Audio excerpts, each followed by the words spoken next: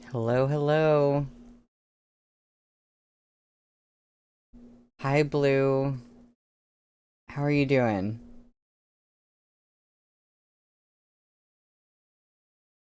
Hi, Henry. How's everybody doing? I am so excited for today.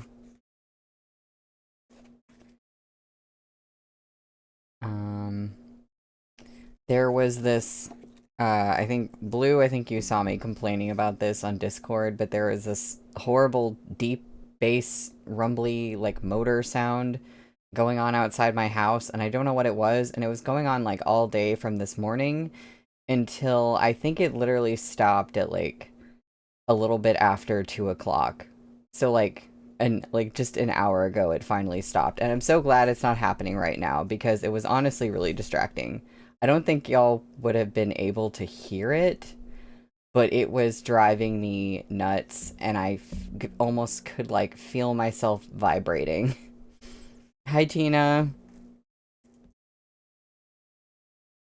Oh, Blue, you're currently making your account suffer because of too many book orders. I feel that. Deeply, yeah, I deeply understand.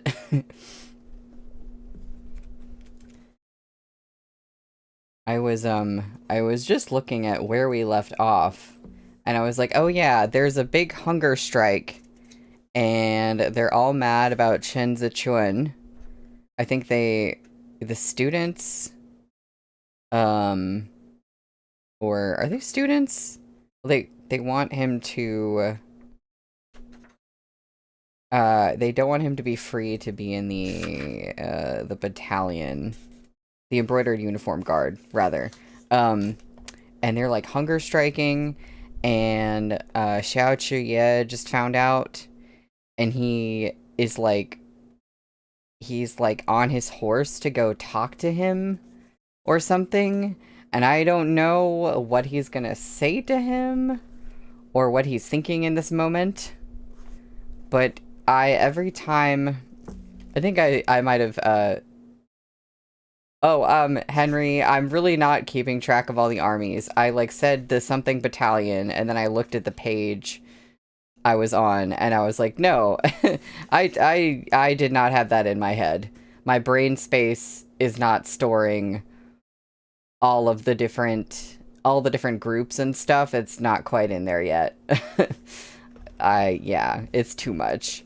Um, But I think I might have said this last time, but like so far, Xiao Qie and Shen Zichuan, they haven't actually interacted very much, and so every time they do interact is like so exciting. Like it's kind of like um it feels kind of like the author is like holding a lot back, and then we just get a little bit and we're like, oh my god, amazing, beautiful, perfect. But like we're being held back from like you know what I mean? Like it just so I guess they're about to interact now in this chapter and I'm super excited. Um Henry, you said, "Oh, you're like that but with cosplay." Yeah. Yeah, I feel that too. Yeah, Blue, it feels like the author is teasing us. Absolutely. That's it. It's just like we're we're being teased, and I don't know if this is just something that's going to kind of feel like it continues through the whole series or if it's just like a first book thing, but there's something slightly frustrating about it because I'm like, I want more to happen right now, but at the same time it's satisfying in the end because I know that it's like building up to something, and I feel like if it's done well, like it will be very satisfying. Hi, Rumi. Oh, you just got back from filming. Oh, I'm sorry you can't join, but thank you for popping in and saying hi. Blue, there's an elephant in the room for sure. Yes, there are literally elephants. We literally got elephant training in here, which it's still the funniest thing that they're like, hey, by the way, you're going to be in the elephant training group. That's your assigned task to Shen Zichuan. Like, just how random is that? I love it. Um, so I am gonna get started. We are on page 165 for chapter 16, which is called Tempest.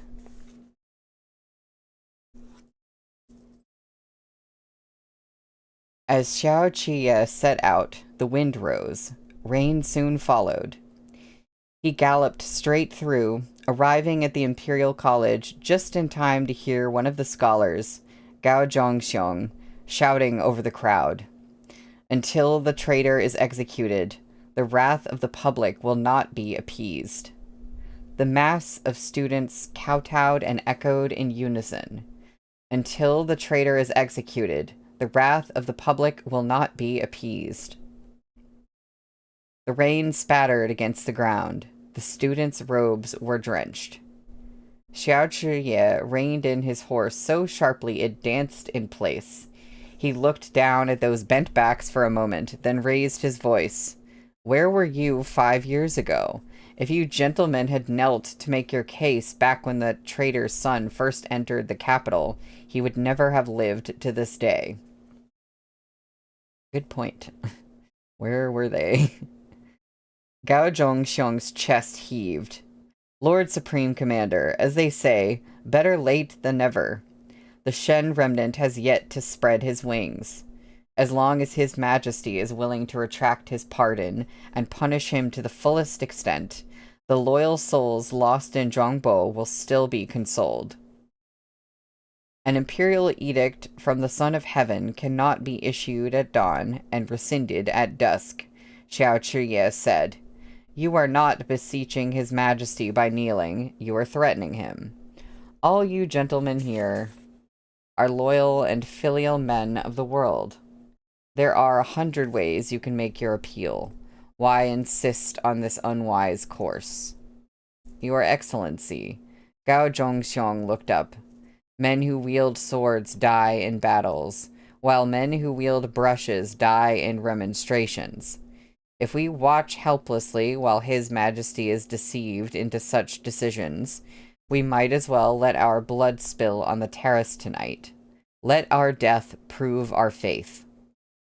You threaten death with every sentence, Xiao Zhiye scoffed. After all this time, is that all civil servants are capable of? The rain grew heavier. The students didn't budge. Xiao Zhiye dismounted and squatted before Gao Zhongxiong. Water poured down in sheets. He leaned in and asked, Who put you up to this?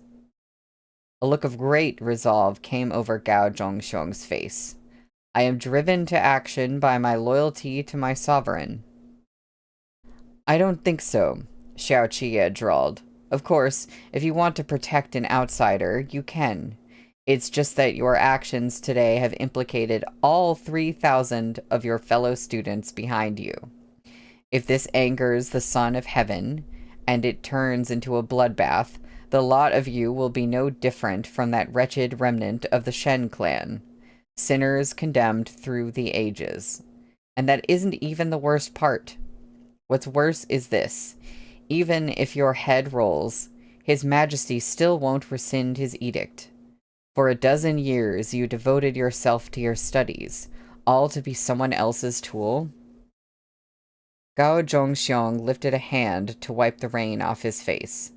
I am doing this out of loyalty and righteousness. This is nothing like the Shen clan's treachery. Even if all 3,000 of us were to die here tonight, and our blood flooded the terrace, it would all be for the sake of His Majesty.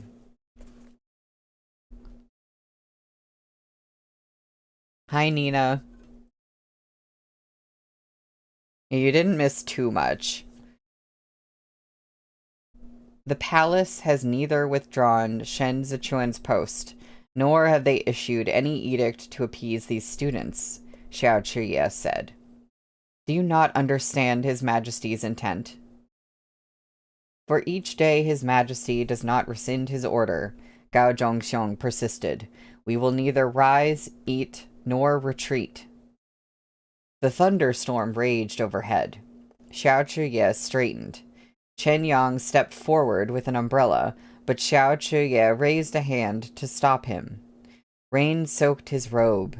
Even the token hanging from his belt dripped with water. My lord, Chen Yang murmured, the embroidered uniform guard is here. Xiao Chuye turned and saw Qiao Tianya arriving on horseback through the rain. He dismounted and cupped his hand in salute. Murmurs rose among the students as they recognized the Scarlet Cavalry. What a thorny problem. Nothing to trouble your excellency the Supreme Commander over. Qiao Tianya put a hand to his blade and smiled.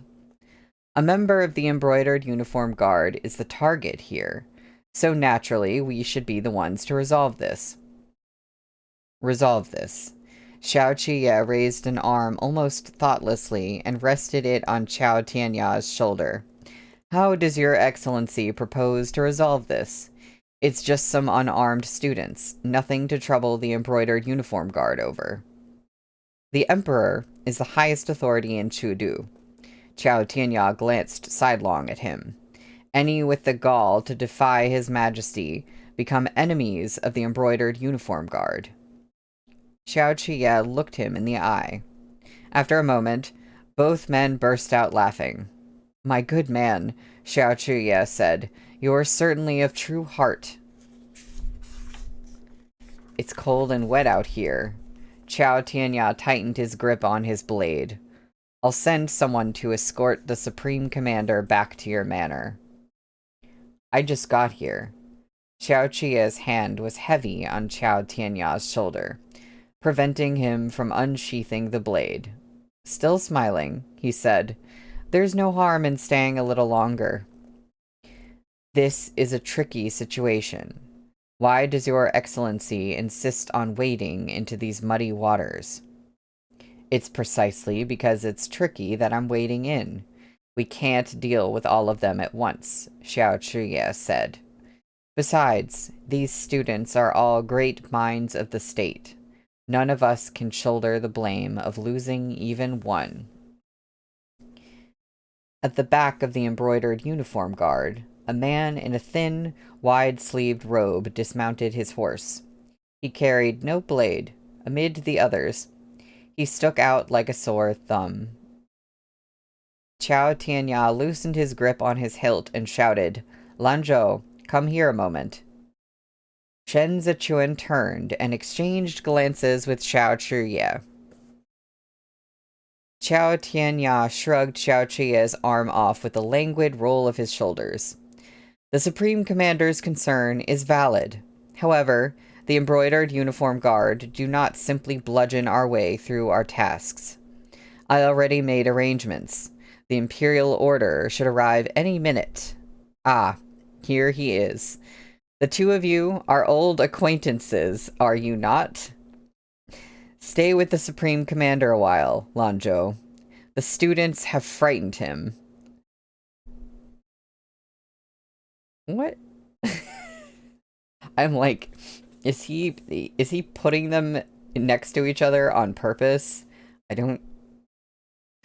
Shen Zichuan gathered his sleeves and looked out at the students kneeling in the rain. Xiao Chuye shot him a glance. You sure wasted no time picking up your token. Argong's token was returned quite briskly as well, Shen Zichuan replied. Xiao Chuye smiled, though his eyes were cold. This protest appears to take aim at you, but the real target is the palace. You didn't win enough for yourself yesterday and had to whip up this storm the moment you escaped your cage. Tipping his head, Shen Zichuan looked at him with eyes full of innocence. Argongza thinks too highly of me. I certainly haven't the ability to cause such a tempest. If the real target is the palace, one wonders who is praying for his majesty to fall out with the Hua clan. Surely Argongza would know better than I. I don't, Xiao Qie said. All this convoluted stuff is beyond my understanding. Shen Zichuan smiled. We are old acquaintances. There's no need to put on an act with me. Xiao Qie didn't answer. Instead, he lifted a finger and flicked the token at Shen Zichuan's waist. The elephant training office is a good place. You must be pleased. That I am, Shen Zichuan said. It just so happens I have some insight. Oh, hold on. Back up, I'm going to read that again. That I am, Shen Zichuan said. It just so happens I have some insight on taming ferocious beasts. Wouldn't call that insight, Xiao Qie said. More like a conversation between two like creatures. I daren't entertain such conversation. I don't know what what the tone of this was in Chinese, but I like the choice on the translator's part to use the word daren't. That's just very fun. I daren't entertain such conversation. Shen Zichuan coughed quietly. If our talk breaks down and I receive another kick, wouldn't all my efforts be for naught? Use your fangs, then. Xiao Qie took the umbrella from Chen Yang and held it overhead, covering Shen Zichuan too. Don't you have sharp teeth and a sharper tongue? What are you afraid of? I value my life. Shen Zichuan heaved an affected sigh. As they say, the kindness of a drop of water shall be repaid with a gushing spring. There is so much more I wish to repay Argongzi for. Xiao Qie scoffed. You must have the wrong person. That can't be. Shen Zichuan cast a sidelong glance at Xiao Qie and said calmly, I recognize you. Fine then. Xiao Qie looked askance at him as well. I also want to see how much I owe you. The voices beyond the umbrella fell away. The two men stood shoulder to shoulder, accentuating their stark difference in height. Regrettably, there's no way you can stay out of this matter. Xiao Qie gazed at the students in the rain. If even one of them dies tonight, the blame will fall on you. 30,000 wrongfully perished souls and counting, Shen Zichuan said nonchalantly. If they're afraid to die, they shouldn't have become someone else's weapon. Even if someone tries to pin this on me, who says I have to lie down and take it? They fell silent again, waiting in the rain.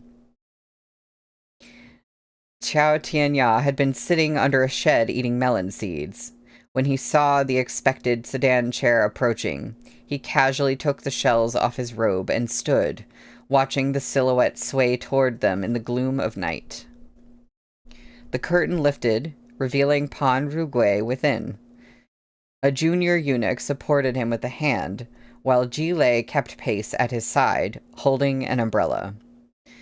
Wearing a robe with a mandarin square of tiger, mugwort, and 5 poisons, and a black, wide-brimmed hat, Pan Rugui let Chao Tianya guide him toward the students.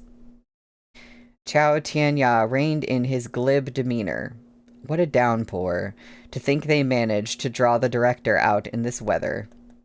Pan Rugui cast a glance at Gao Zhongxiang and asked Chao Tianya, he won't back down? Scholars are bull-headed, Chao Tianya replied. They're neither enticed by the carrot nor cowed by the stick. Then I'm afraid the stick isn't sturdy enough. Pan Rugui had lost his right-hand man only the day before and had nowhere to vent his pent-up anger. With the junior eunuch supporting him, he came to stand before Gao Zhongxiang. You are well read in the classics. How is it you can't comprehend the words overstepping your bounds? Affairs of the imperial court are to be discussed in the imperial court. Brats as green as grass have no business meddling. On seeing this familiar lackey of the Hua clan's faction, Gao Zhongxiong couldn't help but sit up straight. Every man has a duty to his country. Since students of the Imperial College benefit from the Imperial stipend, we must serve the Imperial throne. These days, treacherous toadies abound in every corner of the palace. If we don't... Treacherous toadies, Pan Rugui sneered. What a fine way to put it. Who directed you to slander the Imperial Court and malign His Majesty? It was a loyal... Enough, Pan Rugui snapped. You act on the instigation of traitors with sinister motives and publicly defy an imperial decree. You incite your clique to slander the imperial court and the people. If this goes unpunished, what use is the law? Men, take him. Gao Zhongxiong had never expected Pan Rugui to be so brazen as to arrest him without cause. He braced himself there in the rain and cried, Who dares lay a hand on me? I was chosen by His Majesty himself to study at the Imperial College. Villains stand before us, and eunuchs endanger the state. Hoarsely, he continued, the Empress Dowager exerts control over state affairs and refuses to return governance to its rightful master. If anyone should be arrested, it's treacherous ministers and traitors like you. Take him away, Jile snapped, seeing Pan Rugui's temper flare. The embroidered uniform guard stepped forward. Gao Zhongxiong's attempt to climb to his feet was thwarted. He raised his arms in the direction of the palace and shouted, Take my death today as remonstration to the state. If the eunuch wants to kill me, then let him, Your Majesty. Qiao Tianya locked his arm around Gao Zhongxiong's neck. The scholar struggled for breath, yet still croaked out, Your Majesty. With treacherous ministers ruling the court, is there any place for the loyal and righteous? Xiao Chuye had a single thought. Oh shit. What happened next was just as he expected. Sorrow and indignation surged through the 3,000 students. They gave no thought to life and death amid their fervent aggrievement. As the storm raged above them, the students climbed to their feet and charged the embroidered uniform guard.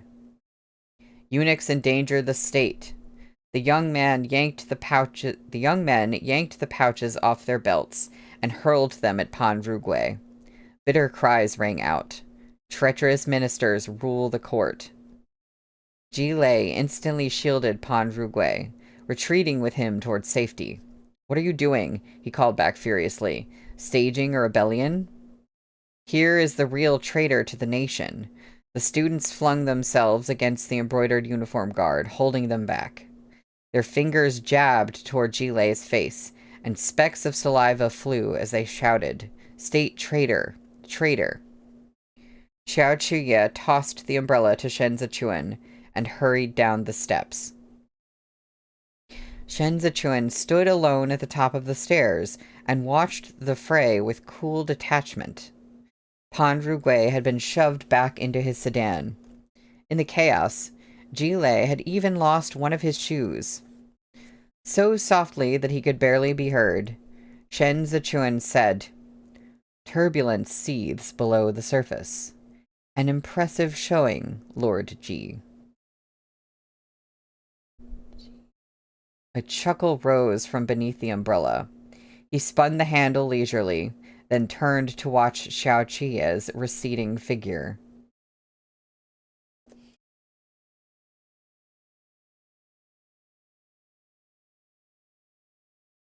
Blue, I agree. The fact that he left in the umbrella does something to me. Yeah.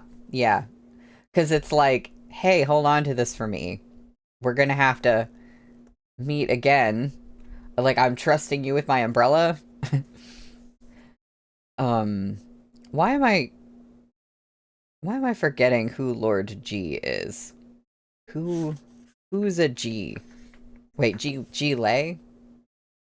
Okay, I think maybe he meant Ji Lei. It's I have to remind myself. Ji Gong's brother, like they're adopted brothers, but Ji Gong's brother is Ji Lei. Um, so there is a conflict there. We don't like all of the G's. um, Speaking of him, Grand Mentor Qi and Ji Gong sat beneath the eaves, drinking wine and tea. Was killing Xiaofuzi a ploy to get Chuan Er out? Ji Gong drank his tea. Oh. As though he couldn't bear to drink it all at once, Grand Mentor Qi took tiny sips of his wine. He hugged the gourd and said, "Who knows? Guess if you wish." "No matter what, his safety comes first," Ji Gong said, turning to him. Oh, or did Shen Zichuan mean Ji Gong? Plotting to get him out. Wait, no, Ji Gong asked that question. I don't know. I don't know who's doing what right now. Everyone is up to something. No matter... Oh, wait, I read that. Grand Mentor Qi shook his gourd. On the battlefield, obtaining the element of surprise requires risky maneuvers. You taught him martial arts so he could remain calm and protect himself as he wades into danger. Sometimes, we must cast safety aside. Only out of the most desperate situations can one grasp true victory. Ji Gong watched the rain grow heavier, worry clouding his face.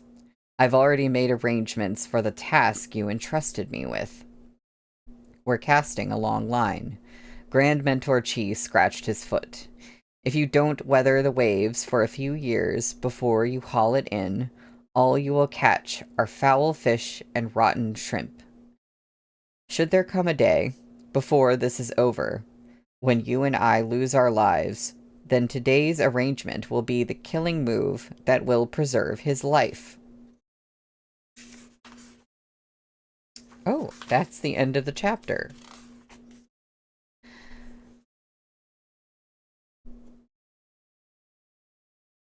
Blue, you don't like the sound of that in Volume 1. Yes, exactly. We're getting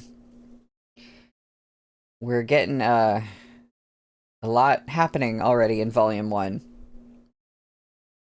I bet they just foreshadowed something huge. Yeah, that's what that feels like for sure. This is going to be another book where, like, you reread it, and in hindsight, it is so rich. But right now, I'm just like, well, I don't know what that means. It doesn't sound good, though. We are on page 175 for chapter 17, Turbulence. What's all that racket? The Empress Dowager, awoken in the middle of the night, sat up and draped a robe over herself. Hua Xiangyi pulled the bed canopy back and helped her move aside her warm and fragrant bedding. The students of the Imperial College want His Majesty to rescind his order, she murmured. Maid-servants on either side quietly lit the lamps and raised the curtains as the Empress Dowager rose. Hua Xiangyi helped her to the Arhat bed, then brought soft cushions and a hand warmer while she heated some yogurt. The Empress Dowager stirred the bowl, a slight crease between her brows. How did this happen out of the blue? She considered a moment. The order was only given yesterday, and they came to cause this disturbance tonight. It's rather too timely. It's students from the Imperial College, too. Hua Xiangyi leaned against the Empress Dowager. All the learned minds across the land looked to the Imperial College. Even the Secretariat Elder himself would find it ill-advised to interfere. The Empress Dowager took a careful spoonful of the yogurt. Her bare face under the lamplight was etched with signs of her years, yet it only added character to her elegant profile. Slowly, she set the bowl aside and leaned back against the cushions, staring at the glazed lampshade. I like how, y'all are all like, warm yogurt. Maybe, when I think of the texture of yogurt, I'm like, it sounds like it would be weird, but maybe the yogurt is kind of different from, like, what we, like, call yogurt now. I don't know. I would try anything once, pretty much. That's right, she said after a time. Shen Wei's crimes are known to all. By all rules of sentiment and logic, the Secretariat Elder cannot come forward and rebuke the students. If they force His Majesty to rescind his order, I'll have to swallow this bitter pill in silence. It was never His Majesty's intent to release Shen Zichuan, Hua Xiangyi said. Now, because of this order, he has earned a reputation of being misguided. I'm afraid this will open a rift between you. I'm sure there's already a rift there. No matter, the Empress Dowager said. Once concubine weighs with child, our great Zhou will have an heir. An imperial heir is the foundation of an empire. As long as we have one, I'm still Empress Dowager. The Emperor has been at odds with me since he fell ill. Even if he's angry now, it's merely a tantrum thrown in a moment of weakness. Let him be.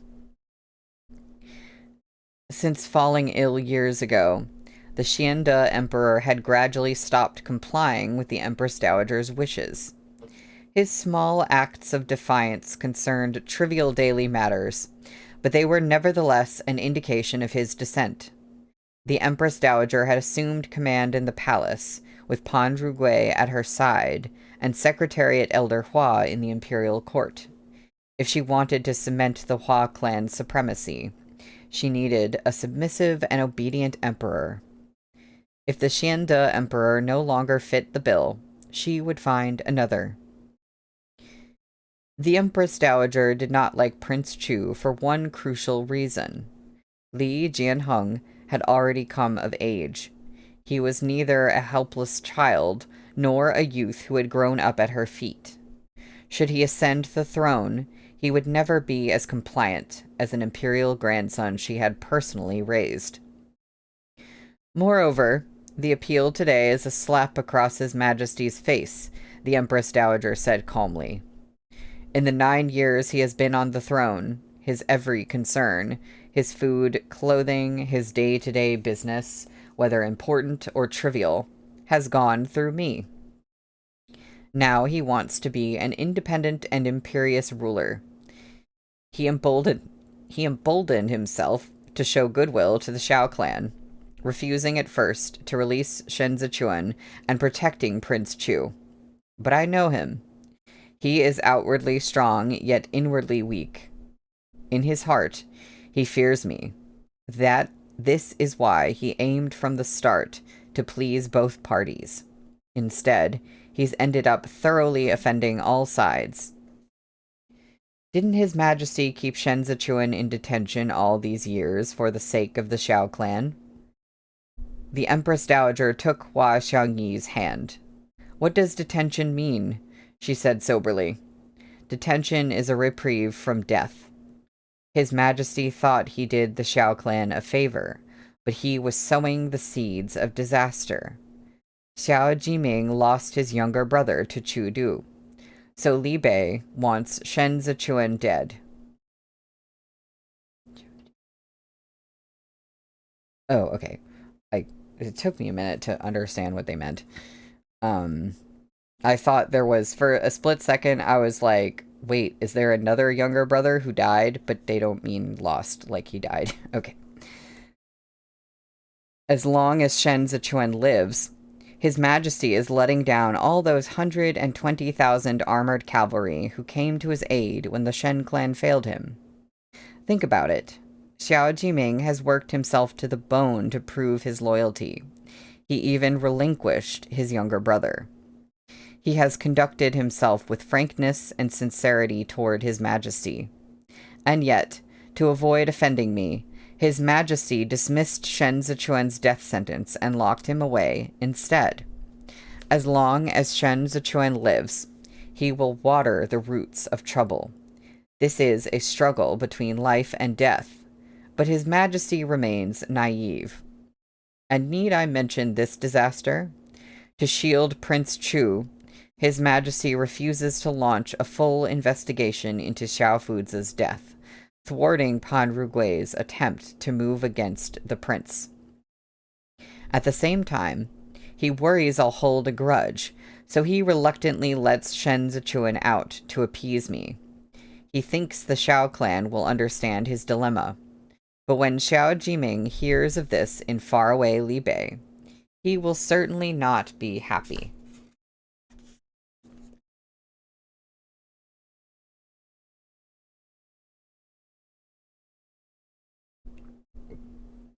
Blue, right. You know, it's been interesting so far because the Empress Dowager, from what we can all tell right now at least, is like the reason that that Shen Zichuan is still alive. So in that sense, like, he kind of needed her, but she's only on his side because she might be able to use him for something. So there's really, at least in the inner workings of the government, it's like there's nobody good. Like, we have kind of like the person who saved this character, but it was all selfish, and it's just like you can't trust anybody. In that case, Hua Xiangyi said, could someone from the Xiao clan have put the students up to it? Forcing His Majesty to renege on his word would put him at odds with the Hua clan and prevent both you and the Secretariat Elder from stepping forward. It would also see Shen Zichuan eliminated without dirtying their own hands. The Empress Dowager brushed aside Hua Xiangyi's stray hair. If it were so clear-cut, she said dotingly, then Xiao Jiming wouldn't be one of the 4 generals. That young man has always been prudent. If he were the perpetrator, he would not be found out so easily. Besides, Li Bei has no contact with the Imperial College. Well, then I can't guess. Hua Xiangyi leaned on the Empress Dowager and said like a pampered child, tell me, Auntie. All right. The Empress Dowager had no children of her own, nor was she close with any of her maternal relatives. She doted only on Hua Xiangyi. Look at the 8 cities that encircle the capital. These are where the 8 great clans originated. Our Hua clan resides in Dicheng, south of Chudu. When it comes to selecting ladies of the palace, it has always been the city of choice. But only during my time has the Hua clan reached the height of glory, coming first among the 8 great clans. Before that, when the late emperor ascended the throne, the Yao clan had held the most influence, since they had thrice been conferred as the emperor's tutor. If not for old Master Yao's lack of literary talent, Qi Huilian from Yuzhou might not have become the grand mentor to the crown prince during the Yongyi years. She continued, from the current Qi clan, Shi Guan is the only one to have been promoted as high as military commissioner of the 8 great battalions, where he could manage the younger generations of the 8 great clans. Think of him as a teacher in the military camps. The Shi clan has always bred men of inferior morals and virtue. They will not achieve great things. As for the Shui clan, their decline began when the eldest head of their family passed away. Shui Xiuzhuo is the only one now with an official post in the central administration. But the hour is late. I can speak of the Wei, Pan, Fei, and Han clans some other time. I've heard father speak of them before, Hua Xiangyi said. So Auntie is saying the hidden instigator of the Imperial College riot might be anyone from the 8 clans. That's what I suspect, the Empress Dowager said. Glory is enjoyed in turns. The Hua clan has enjoyed the sunlight for many years since my ascent. Now that His Majesty is in such poor health, people may begin to entertain certain ambitions. Summon Pan Rugui tomorrow morning. Let him instruct the embroidered uniform guard to conduct an investigation. It should be thorough but covert. There's only so much space in Chudu. I don't believe there is not a single loose lip to be found. Xiao Qiye wrung water from his robes as he entered Mingli Hall beside Jilei. It was deep in the night, but the Xiande Emperor was still awake. You are under house arrest to reflect on the error of your ways. The Emperor was holding a report. After a moment, he glanced at Xiao Qiye and asked hoarsely, "So what are you doing running around with the embroidered uniform guard?" Xiao Qiye felt truly ill-used. Military Commissioner Shi personally asked me to go. This humble subject assumed it was by your Majesty's verbal decree. So you went, the Emperor said. And how did it go? Jilei fell to his knees and kowtowed. Your Majesty, the students of the Imperial College were instigated to action by an unknown party. They not only spoke presumptuously on state affairs and slandered your Majesty, they also laid hands on Pan Gongong. It was utter chaos. This humble subject wished to take them into custody, but the Supreme Commander refused. He hadn't been alone either. The whole Imperial Army seemed cast in the same mold as their commander. They had every one of them shamelessly obstructed the embroidered uniform guard, preventing them from rounding up the students. They may as well have dropped to the ground and thrown a tantrum. This horde of idle ruffians had skins as thick as the city wall. You obstructed the guard from arresting the students? The Emperor asked Xiao Qiye. If the students were taken into the imperial prison, how many would survive? Xiao Qiye explained. Their lives are insignificant, but what if it tainted your Majesty's good name?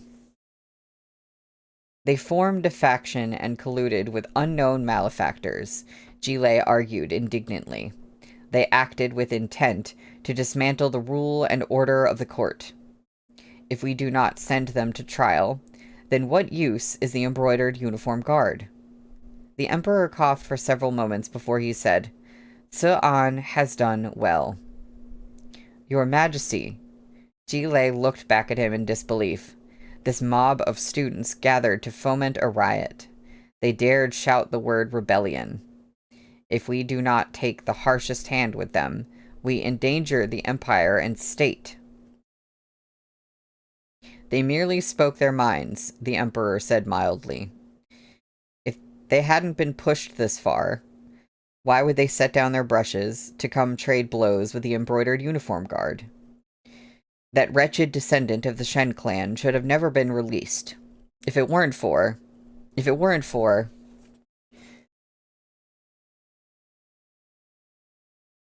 The Emperor cast aside the report as he was racked by coughs.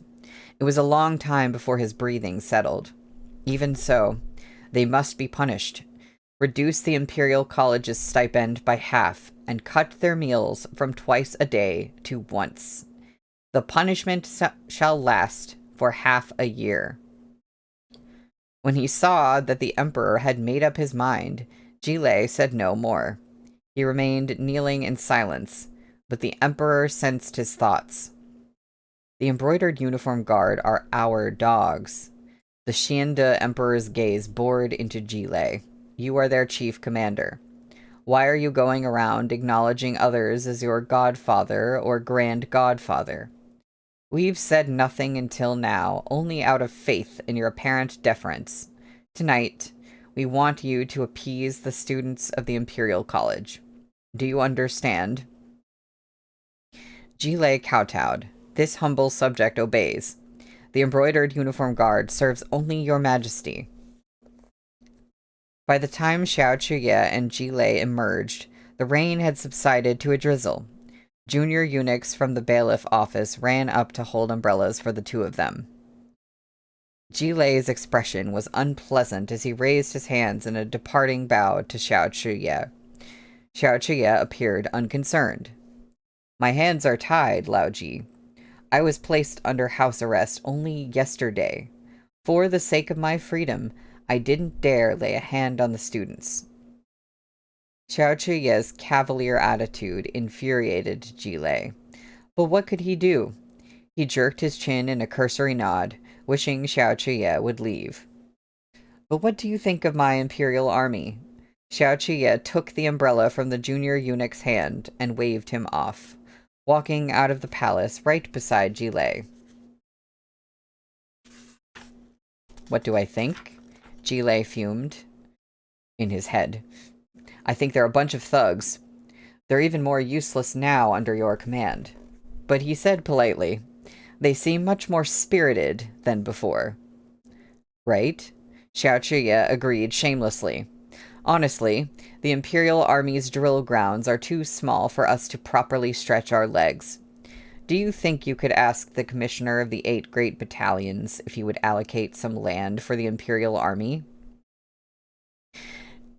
Jilei had heard Xiao Chuye was primarily using the drill grounds to play polo with the Imperial Army. He never expected the man would have the guts to ask for more land. But he couldn't very well turn Xiao Chuye down right to his face, so he said, I'm afraid that would be difficult. When Prince Chu expanded his manor last month, he forced seizure of civilian residences. His forced seizure of civilian residences was reported to the prefectural yamen. These days, people are crammed everywhere in Chudu. Where is Guan going to find space for you to build a military drill ground? Besides, if there is a spot in the city, it would go first to the 8 great battalions. Xiao Chuye sighed beneath the umbrella. Well, if we can't get a piece of land in the city, we can make do outside it, as long as the space is large enough for us to play to our heart's content. At once, Jilei grasped the intent behind this conversation. He looked at Xiao Chuye and snorted. All right, Argongza. You've taken a fancy to a piece of land, have you not? Why play dumb with me? I'm asking you for a favor, Lao Ji, Xiao Chuye said. You have more connections than anyone in the capital. If you ask, how can the commissioner turn you down? We can negotiate the details once the deal goes through. There's no need to talk money with me. Jilei's attitude softened. I've taken a godson, and I was just wondering where to find a good mount for him. When it comes to horses, no one's more knowledgeable than you, Argongsa. Sure, I'll gift him a few horses to play with, answered Xiao Chuye. They're bred from the herds in the Hongyan Mountains, no worse than my own. I'll have someone deliver them right to your manor in the next few days. I'll speak to Guan then, Jilei said. A drill ground is a piece of cake. Just wait for good news. By the time the two parted, the rain had stopped. Xiao Chuye climbed into a carriage where Chen Yang waited. Watching Jilei's sedan depart, Chen Yang asked, Is my lord really going to give him our horses? What a waste. No such thing as a free lunch. Xiao Chuye kicked off his boots, which had long been soaked through. We need a drill ground. Anything inside the capital will draw too much attention. And if that old crook can't deliver on his promise after accepting the horses, he added coldly, I'll send his godson to meet his ancestors. The carriage began to move. Xiao Chuye wiped his face with a handkerchief and asked, Where is he? He? Shen Zichuan. He went back ages ago. Chen Yang poured a cup of tea for Xiao Chuye. His steps seemed faltering to me. With a weak constitution like that, how is he going to work in the embroidered uniform guard? He'll be raising elephants. Xiao Chuye took the tea and gulped it down. That invalid is only too eager to dodge manual labor. He's most definitely the sort who loafs on the job. The alleged loafer let out a sharp sneeze. He sat in the dimness for a moment, wondering if he'd caught a cold. What's the, that's a thing. It's like a thing where if someone talks about you, or if someone maybe, if they, say bad things about you, you'll sneeze.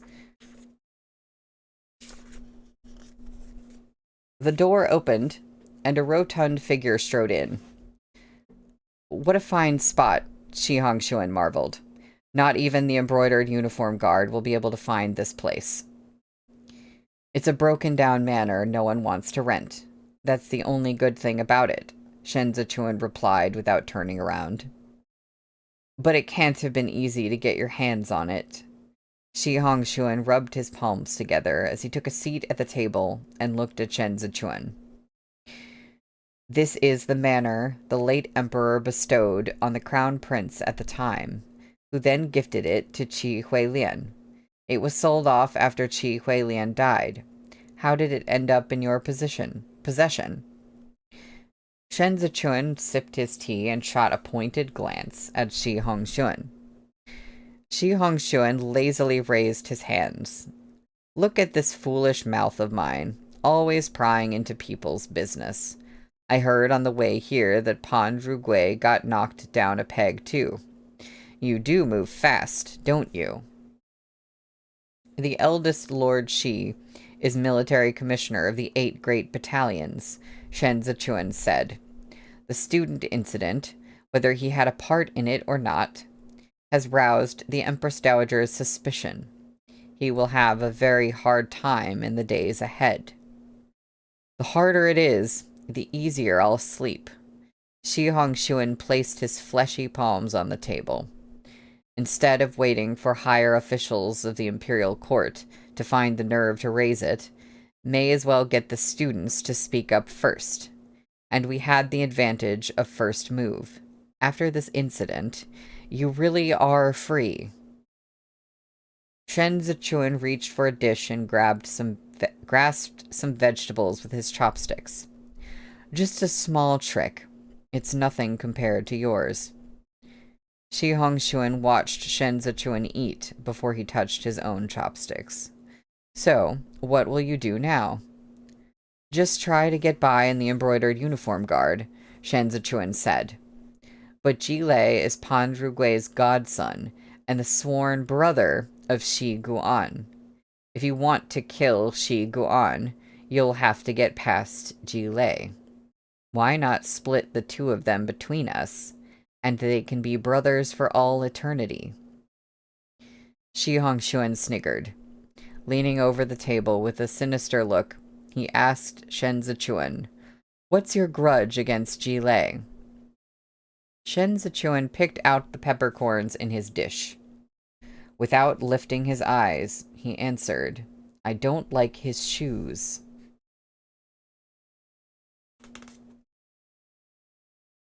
Interesting. If I recall, Ji Lei is the one who, interrogated him when he was younger and was just super terrible to him. But I don't remember if he, if his shoes came into play in particular. Like, did he stomp on him or something? I don't know. That's the end of the chapter. I think now is a good time for me to take a break. And when we come back, we'll be on page 187 for chapter 18, which is called Donkey Roast. That's a great title. I'm sure we have great things in store in Donkey Roast. So I'm gonna go and I will be right back.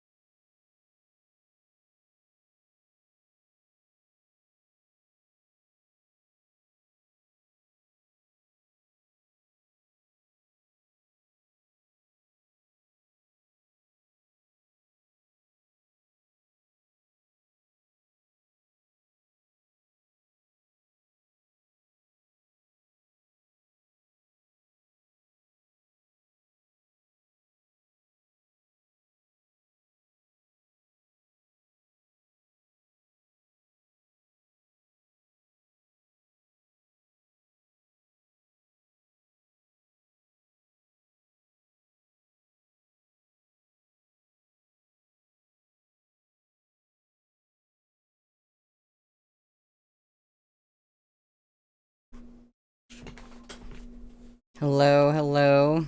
I'm back. I am back, and I am ready for this donkey roast. Whatever that might mean. Nina, you said, I think this chapter will be fun. I agree. It certainly sounds like it will be. Ooh, and I'm excited because I think when we get done with this stream, we will be halfway through the book. Already almost halfway through the first book. So, we are on page 187 for chapter 18, Donkey Roast. Xiao Qie kept himself out of trouble for the next half-month. When he finally received confirmation from Ji Lei that the military drill ground had been secured, he immediately headed out with Chen Yang for a look. The unused plot had originally been a mass burial site, left deserted ever since the platform used for execution was moved elsewhere.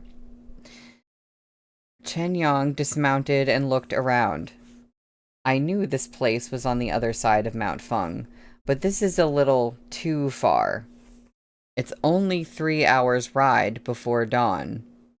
Xiao Qie pointed his riding crop toward one end of the clearing.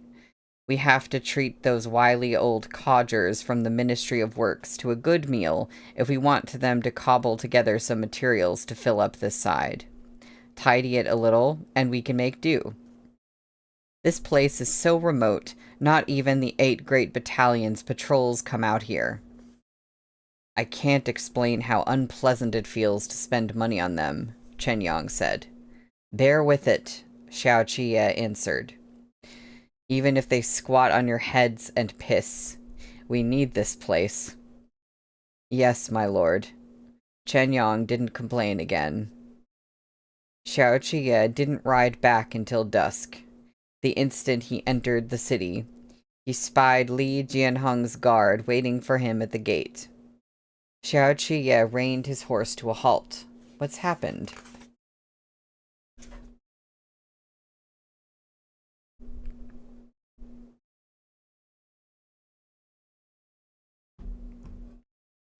The guard bowed. His Highness is holding a feast at Huixiang Tavern on Donglong Street. He's waiting for Your Excellency, the Supreme Commander, to join him. After thinking about it for a moment, Xiao Qie spurred his horse over. Donglong Street ran adjacent to the Kailing River. Night was falling, and lanterns shone bright along the way. Taverns and pleasure houses lined both sides of the street, while all manner of painted boats and light canoes floated on the water. Xiao Qie dismounted outside Huixiang Tavern, and the shopkeeper personally led him upstairs. Only when he lifted the curtain and glanced inside did he realize this was no mere feast. Every guest was a well-known personage in their own right, or a young master whose father or elder brother held official positions in the court. Next to Prince Chu sat a delicate and fair-faced junior eunuch, no doubt the grandson Pan Zhugui had found for himself after Xiao Fuzi's death. Sa'an is here, Li Jianheng called. Sit, sit, we were waiting for you. Xiao Qie sat in the first vacant seat. Quite the turnout, he said with a smile.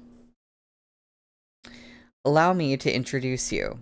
This is Pan Gonggong's grand godson, Feng Chuan, Feng Gonggong.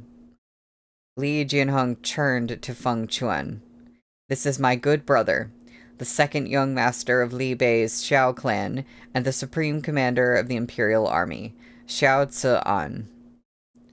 Feng Chuan was a great deal easier on the eyes than the departed Xiao Fuzi.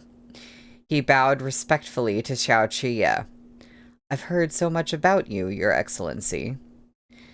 Xi Hongxuan sat across from them with one leg crossed over the other. His bulk was spread over 2 seats, his plump face perspiring profusely. Let's dispense with the formalities. Are we waiting on anyone else, Your Highness? If everyone's here, let's start the feast. Li Jianheng quirked an eyebrow at Xiao Qiye. I did invite one more guest of honor, whom everyone has wanted to meet. Xiao Qiye looked back at him, baffled, until an attendant behind him lifted the curtain and announced, "The distinguished guest has arrived." A brief silence fell over the room. Xiao Qiye turned, just in time to see Shen Zichuan stride across the threshold in his embroidered uniform guard attire. Shen Zichuan was visibly stunned to see him. The surprise showed so obviously on his face that Xiao Qiye didn't believe it for a second. Everyone here knew of the animosity between them, and for a moment, a peculiar tension filled the room. Guests hoping to witness a scene exchanged meaningful glances. This is Shen Lanzhou. Li Jianheng introduced him warmly. You all know of him, right? Take a seat, Lanzhou. Tavern keeper, let the feast begin. Xiao Qiye suspected Li Jianheng must have been bewitched by Shen Zichuan's looks to invite the man to this feast. Of all places to sit, Shen Zichuan picked the seat right beside Xiao Qiye. Their eyes met as he sat down. So, this is Shen Lanzhou, whose name has been making waves in Chudu of late.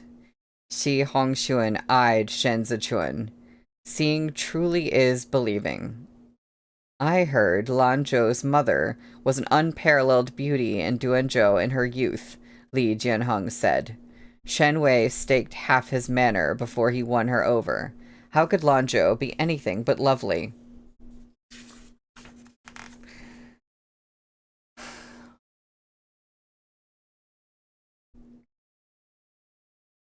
Henry, you were saying this before. I gotta totally agree with you. I hate the fat phobia in Danmei novels. It's unfortunate. And I don't know if in this case it's just trying to communicate to us, like, oh, this is a rich, noble guy with, lots of money and time to spend eating or whatever. But it's like, man, do we have to do that? Did we have to do that? But yeah, other than that, I am enjoying this scene. Scattered laughter rose as the guests openly or surreptitiously threw glances at Shen Zichuan. Even Feng Chuan smacked his lips in appreciation and said, if this man had been born a girl, then there'd be no place for the Hua women. The group of idle young masters burst into knowing laughter.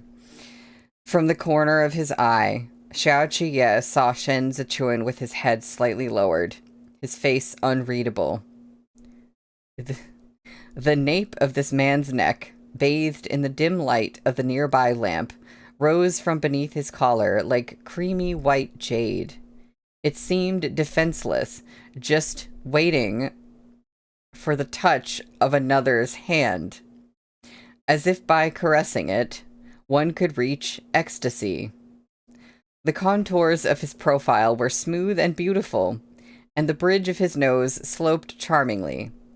But the corners of his eyes were most devastating. All that could make one's heart itch lay within them, and the shadow of a smile seemed to rest at the tails of those upward crescents.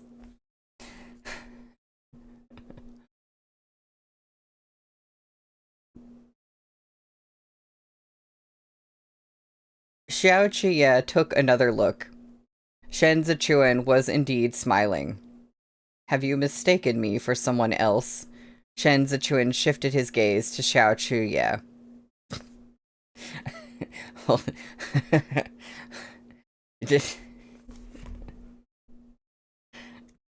Just seeing you in a different light. Xiao Qiye looked away. Shen Zichuan looked up and smiled obsequiously at the guests seated all along the table. Everyone speaks too kindly. This one's appearance is middling at best. Upon hearing this, those who had been clinging to decorum loosened up, and the conversation grew ever more vulgar.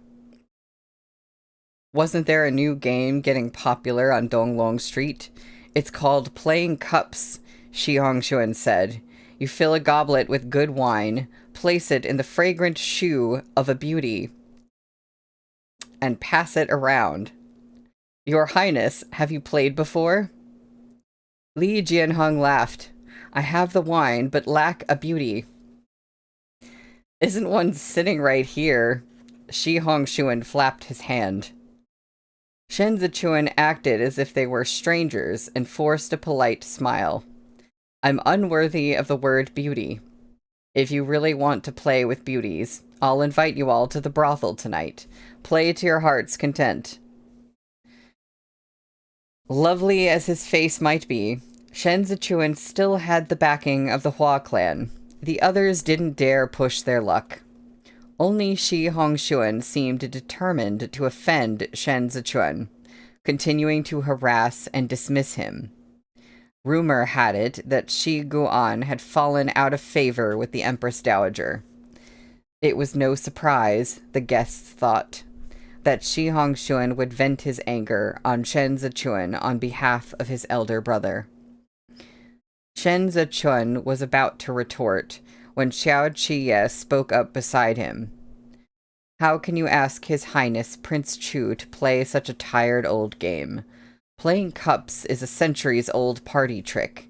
Even prostitutes in the south no longer find it interesting. How about we go about it from a different angle? Take off your shoes, second young master Shi, and we can use them as boats. Everyone roared with laughter. Shi Hongshuan's feet were indeed much larger than those of the average man. Normally, no one would be brazen enough to say so, let alone poke fun at him. That works too. Shi Hongshuan gamely raised his foot. Men, remove my shoes. At this, Li Jianheng laughed and cussed cheerfully at him. Shen Zichuan hadn't expected Xiao Qiye to come to his aid. He and Shi Hongshuan had merely been putting on a show. Now he looked at Xiao Qiye again. Xiao Qiye ignored him. He picked up his chopsticks and applied himself to his food. After a while, when Feng Chuan saw the dishes were more or less served, he said, Since you gentlemen are here to indulge, let me add another dish to the table tonight. He clapped his hands, and attendants waiting downstairs rushed in on his summons. The dish in question turned out to be a live young donkey. Of all the delicacies in the world, donkey meat is the finest, Feng Chuan said. Gentlemen, have you ever tried donkey roast? And that was in quotes. The noise in the room died down. Everyone looked at the donkey in the center. What's a donkey roast? Li Jianheng asked. The attendants dumped some soil on the floor and deftly heaped it into a tidy mound. They drove the donkey onto it so its hooves were buried and its belly brushed the surface of the soil. Then, they covered the donkey with a thick padded quilt. Now, gentlemen, Feng Chuan said courteously, watch and see.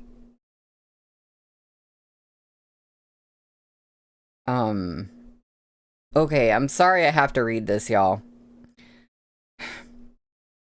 An attendant half-crouched as he ladled boiling soup fresh from the pot and poured it over the donkey. His assistants held the quilt over the head of the braying animal. Its fur peeled away, yet they still weren't done. The attendant who had poured the boiling soup set aside the ladle and started carving meat from the still living donkey's seared flesh. The meat was placed on a platter for an attendant waiting by the stove. They roasted it on the spot and passed the plates around. The screams of the donkey grew more distressing every moment. Even the guests downstairs were alarmed. Color drained from Li Jianheng's face as he looked at the meat. He covered his nose and mouth with one hand. Feng Gonggong, isn't this dish a little too... Why don't you try it first, Your Highness? This donkey meat is most delectable when carved immediately after the soup has been poured. Food must be eaten fresh, Feng Chuan said. There is deeper meaning behind this donkey roast. If a man falls into the hands of another, he puts himself at their mercy. If his master tells him to kneel, he must kneel. If his master wants him to cry, he must cry. And if his master eyes his flesh, he must allow himself to be carved.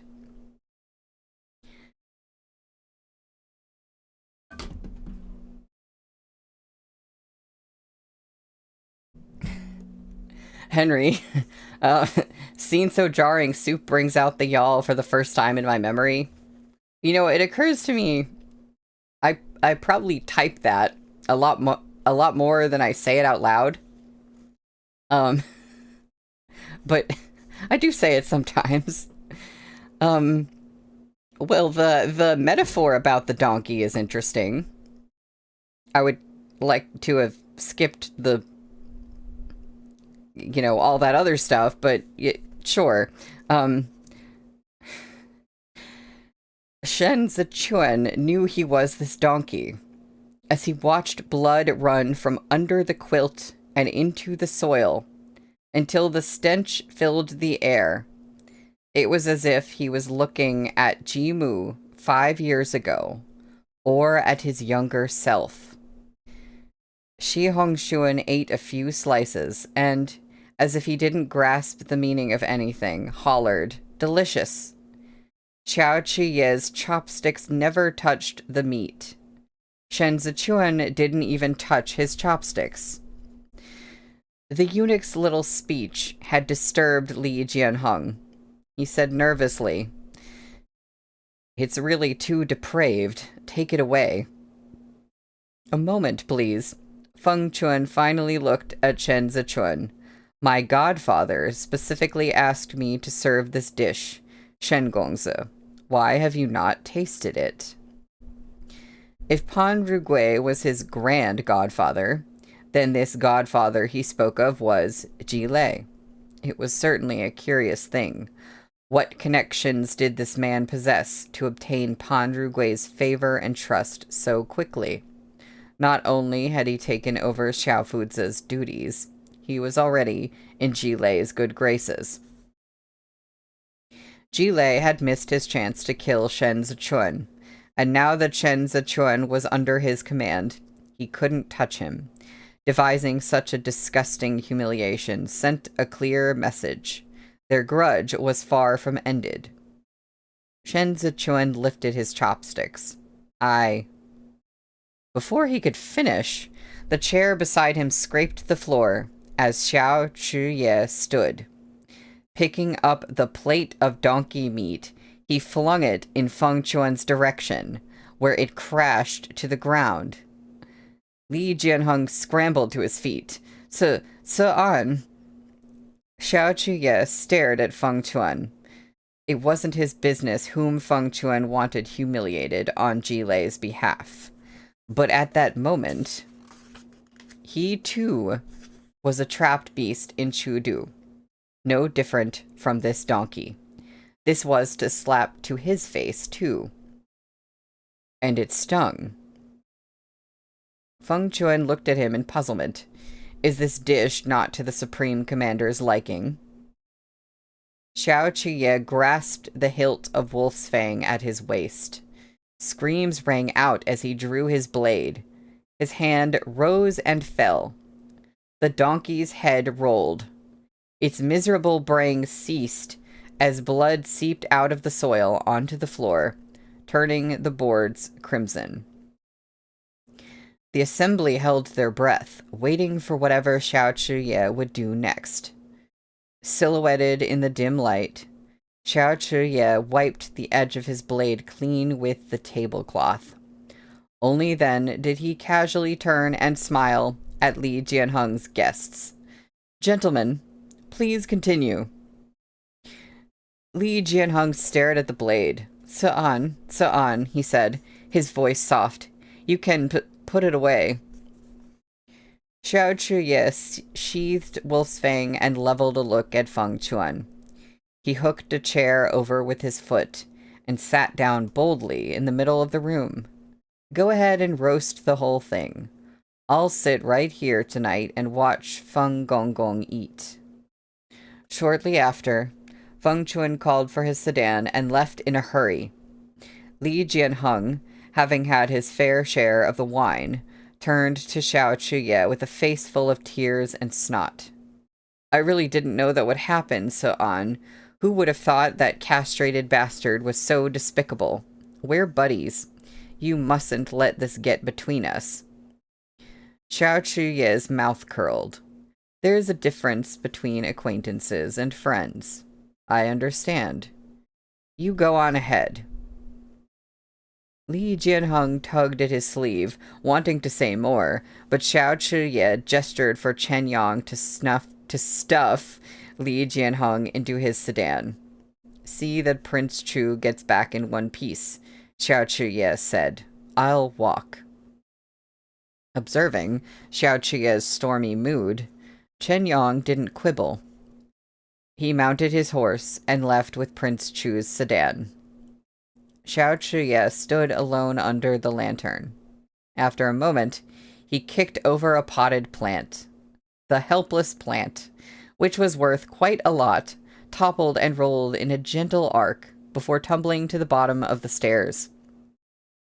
A pale hand pushed it gently back upright. Standing on the stairs below him, Shen Zichuan said evenly, "Do you have money? You'll have to pay for this, you know." "I've got plenty of money," Xiao Chuye replied, his voice cold. He rummaged in his belt's pockets and came up totally empty. Shen Zichuan waited a moment before turning to the tavern keeper. "Put it on the good sir's tab. He's got plenty of money." And that's the end of the chapter. Hi, Cookie.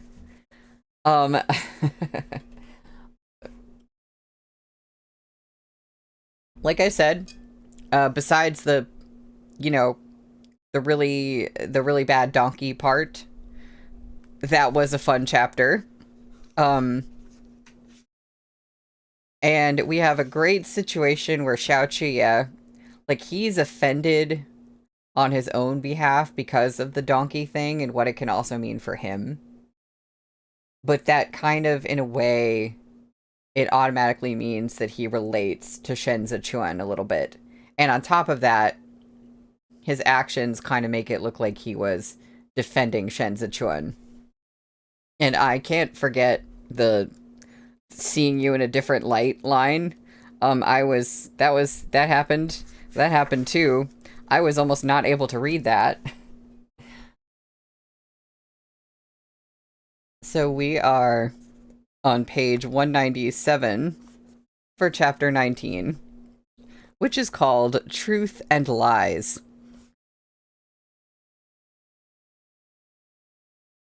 A breeze brushed through the hot summer night.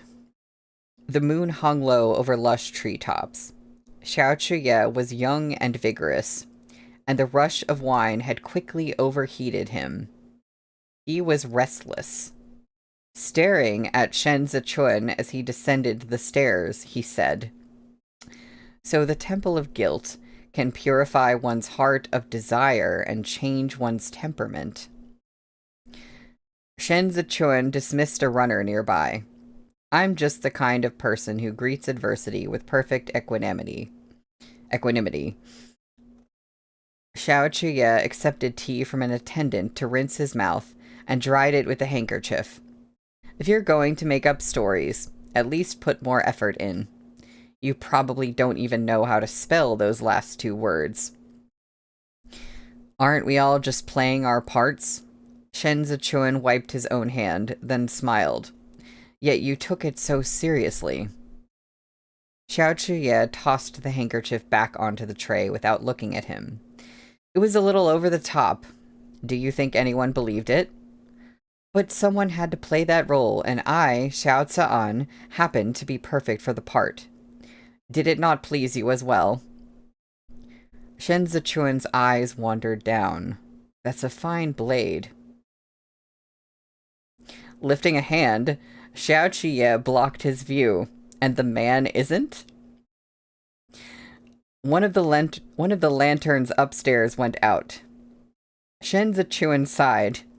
How do you expect me to answer that? It's a rather inappropriate question. You have a keen eye. Xiao Chuye moved his hand away. The gaze he fixed on Shen Zichuan was ruthless and fierce. Few people can recognize a good blade. When the man himself is finally appointed, Shen Zichuan said amiably, naturally, everything he wears is quality. It was a lucky guess. Even a blind cat will stumble upon a dead mouse once in a while. Why is it that when you praise me, I feel as though I've seen a ghost? You don't get praised often, Shen Zichuan's tone was gentle. I haven't even voiced my most heartfelt words. The people around them had dispersed. You seem to be good at restraining yourself, Xiao Chuye said blandly. Grand schemes are thwarted by a lack of forbearance. You'll experience more of my capabilities soon enough. Shen Zichuan smiled. Try to be patient. Grand schemes. What is there for you to scheme over in this tiny city of Chudu? I say a few words. Shen Zichuan looked at Xiao Chuye sympathetically, and you believe them. I didn't take you for the naive and artless type, Argongza. I'm but a frivolous young master, loafing around, drinking and dining and waiting to die, Xiao Chuye said. How would I know what treachery the world holds? And now there's even someone like you come to deceive me. 1,000 pardons. Shen Zichuan took a step forward. I saw how piteous you were with your talons and fangs sealed. That slash of your blade tonight must have been gratifying. A little. Xiao Chuye lifted a leg to block Shen Zichuan's way. Where are you going? We're not done talking. Escorting you back to your manor. You helped me out of a bind tonight, and for that I'm so grateful I'm practically on the verge of tears. How can I ever repay the kindness? Xiao Chuye grinned, mouth full of lies. You must have deceived quite a few. Not so many. Shen Zichuan looked back at him. Of course, in this life one must tell a few lies, such as the kind about having plenty of money. But I can hardly compare to you. Xiao Chuye dropped his leg. You see, Shen Zichuan said pleasantly, you're being polite again. There was simply no way to have a conversation with this man. It was impossible to tell which of his words were truth and which were lies. Every new sentence drawing a veil over the last. No matter how long they spoke, Xiao Chuye couldn't make heads or tails of it. Xiao Chuye turned and whistled for his horse, then said, Because of the incident tonight, you speak as if we're close. But your audience is gone now. Why keep up the act?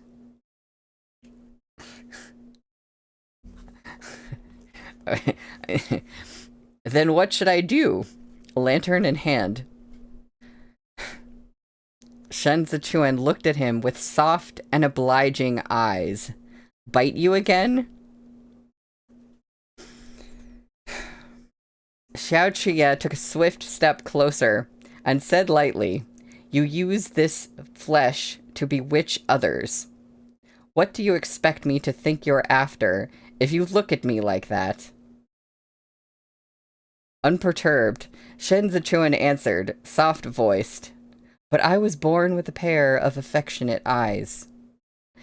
"And what a waste," Xiao Chuye said derisively, pointing his riding crop at the space between Shen Zichuan's brows. "All they contain are schemes and calculations." "I was born low." Shen Zichuan lifted a finger and slowly pushed aside the riding crop. "How can I play the game if not by scheming?" Can I just say the way that I talked about the like cinematic quality of her writing before, of Tong Jiuqing's writing when they had the fight. But there's something really cinematic about these conversations too, that I'm reading it and I'm like, I need the drama right now. I can visualize this conversation, like him like pushing away the riding crop, everything. I need to look at it. We need the drama right now. Someone please make that. Blue, they feel like we're watching Pride and Prejudice. Yeah, I see what you mean. Absolutely. What I did tonight was for my own sake. Don't go thinking it was for you. The moon is so beautiful tonight. Why do you have to spoil the mood? Xiao Chuye mounted his horse and looked down at him for a moment with his reins in hand. I fear, since I've shown you this bit of kindness, you will latch on to me and try my nerves with all that weeping and wailing about your sorry lot, he said archly. It's not the alcohol that's addled your mind, Shen Zichuan observed. Whatever's afflicting you, I'm afraid it's fatal. Who can say? Xiao Chuye said. It's not like you've never been known to make a scene. They lapsed into silence, the night around them quiet. Xiao Chuye turned away, considering this a small victory. He had urged his horse into a trot when he heard the man behind him say, with a smile in his voice, "Have you found what you lost 5 years ago?" Xiao Chuye whipped his head around and yanked back on the reins. "Give me back the thumb ring," he demanded, his voice like ice. Shen Zichuan gazed back at him with a wicked look in his eye. You want the thumb ring? Easy. Bark twice like a dog, and I'll give it back to you. The gerfalcon swooped down to rest on Xiao Chuye's shoulder. Beast and master stared frostily at Shen Zichuan in the gloom. Nearby, a watchman struck his clapper, startling away the flame in Shen Zichuan's lantern. The road went dark. And that's a scene break. So, we kind of just go on to another scene, and I kind of don't know what happened. If anything happened there, we don't know how they parted. Oh my god, that was so fun, and I was trying not to laugh. I don't know, like these kind of scenes, I'm just like, how can I read this? And it just kept going. Like they just kept flirting. It was several days before Li Jianheng worked up the courage to show his face before Xiao Chuye. He was surprised to find that Xiao Chuye's anger had yet to subside. Shards of ice were practically flaking off the man as they sat in a pleasure den listening to music, so forbidding the delicate young courtesans were afraid to get close enough to wait on him. Li Jianheng held his teacup between them as a shield and whispered, "Are you still angry?" "Nope." Xiao Chuye ground the ice from his drink between his teeth. Li Jianheng's hair stood on end as he listened to the ice crack. Autumn is around the corner. Don't Excuse me, don't eat ice like that. It's rather terrifying. Such a large cellar of ice is prepared every year. It'd be a waste to leave it. Xiao Chuye propped both his legs on the furniture and leaned back. Then I'll tell you something good. Li Jianheng scooted closer. That Feng Chuan, do you know who he is? Who? Remember that little lady I told you about? Li Jianheng beamed, a cunning look in his eyes. Feng Chuan is her younger brother. Now that she has Pan Rugui's favor, how could Pan Rugui not promote her kin? That Feng Chuan's got a silver tongue. Jile was so enamored of his flattery, he took that eunuch in as his godson. It seems to me... Xiao Chuye propped his cheek in one hand and glanced at Li Jianheng. You really have your heart set on that girl. Of course, Li Jianheng said. Anyway, that bastard Jile was the one behind what happened the other day. As his godson, how could Feng Chuan defy his godfather's order? Are you saying you want me to let it go?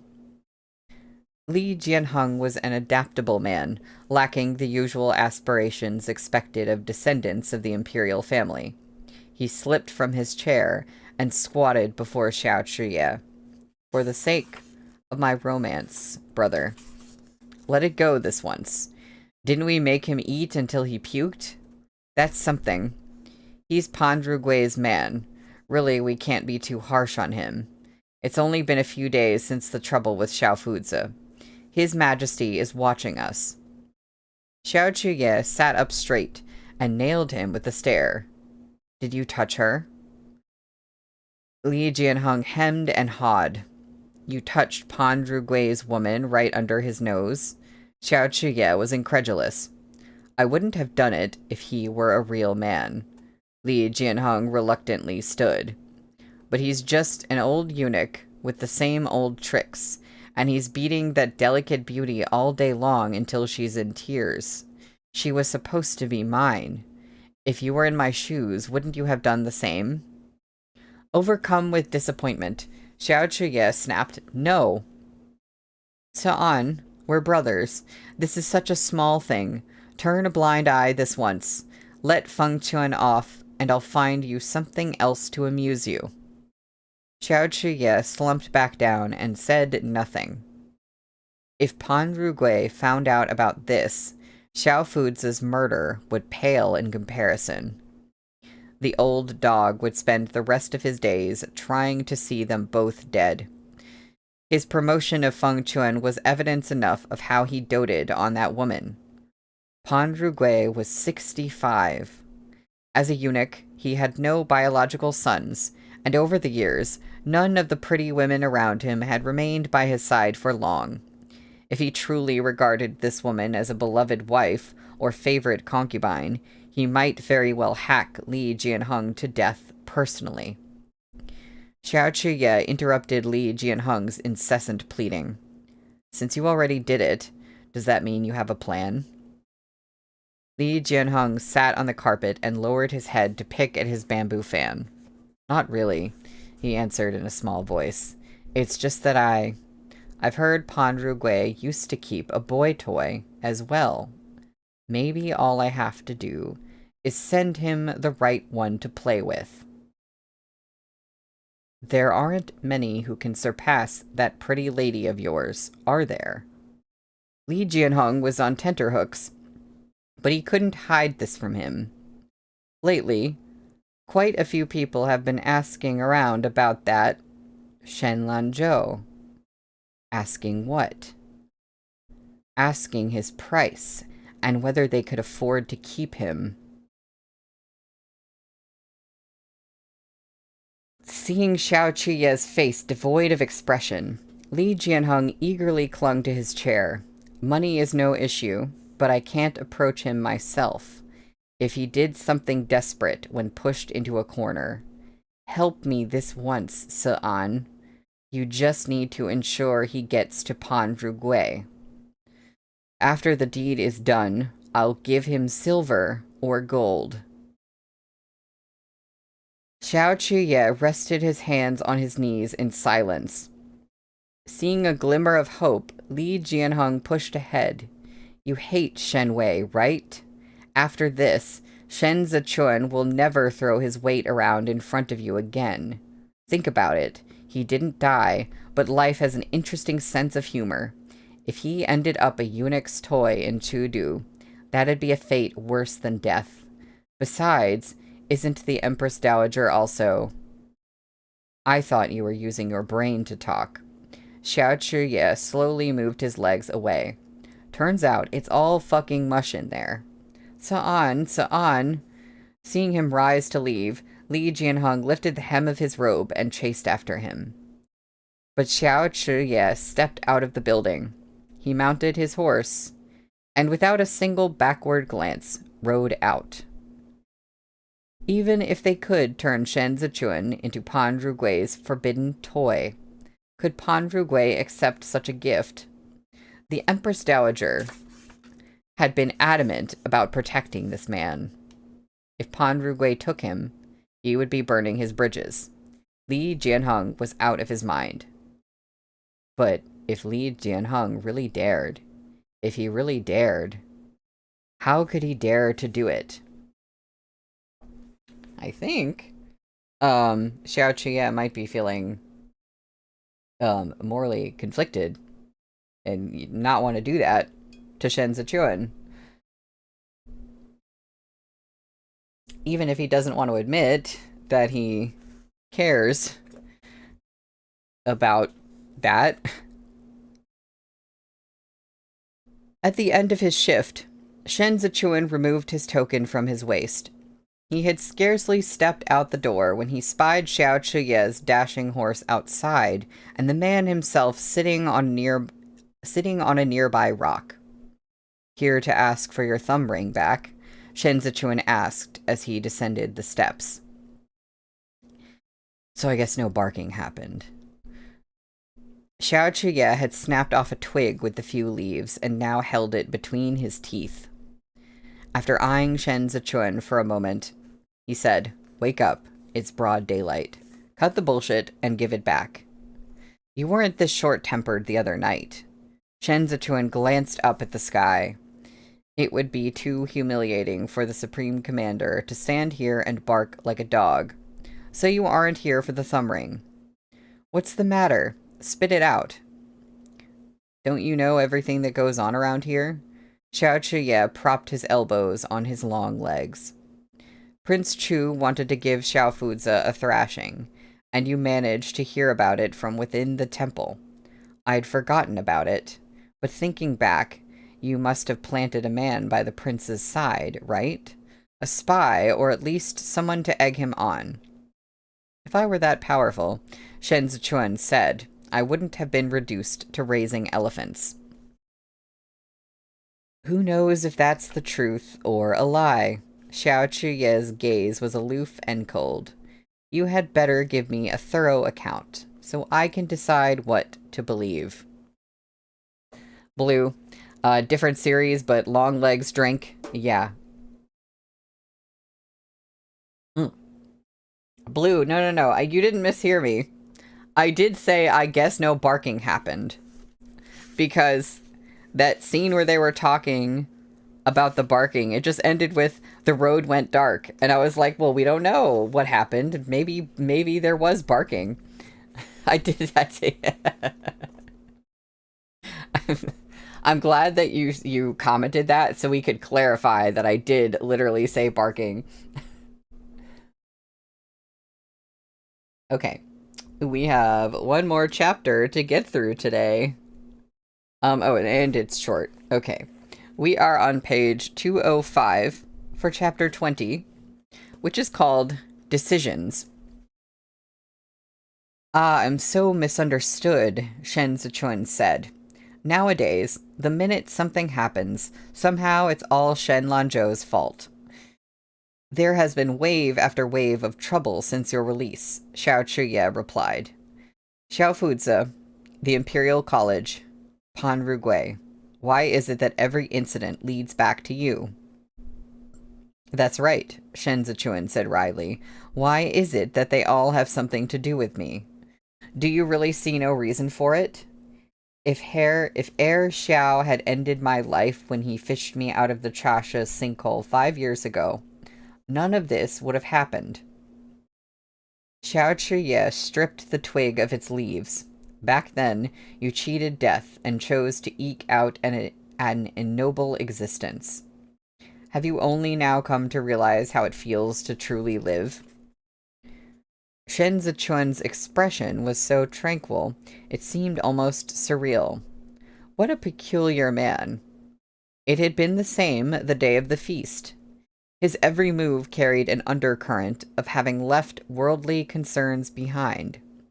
But Xiao Chuye remembered vividly the look in Shen Zichuan's eyes 5 years ago on that snowy night when the boy had bitten him.